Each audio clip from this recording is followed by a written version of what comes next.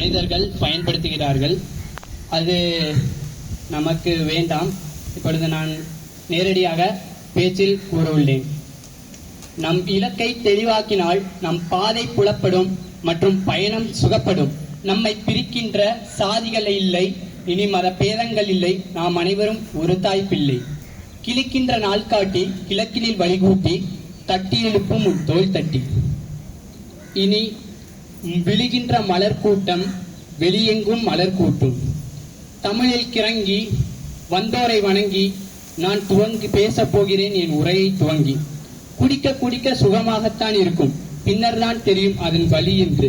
இன்று நம் உலகில் பல கோடி மக்கள் போதை என்னும் அற்ப சுகத்திற்காக தன்னை கெடுத்துக் கொண்டு தன் குடும்பத்தை சீரழித்துக் கொண்டு தங்கள் வாழ்க்கையை இழக்கின்றனர்.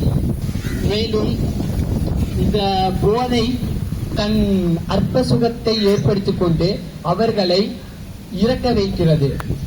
இந்த போதையின் மூலம் அந்த மனிதர்கள் சொன்னதை நான் கூற உள்ளேன். இன்று பல கோடி மக்கள் போதையில் மாட்கின்றனர்.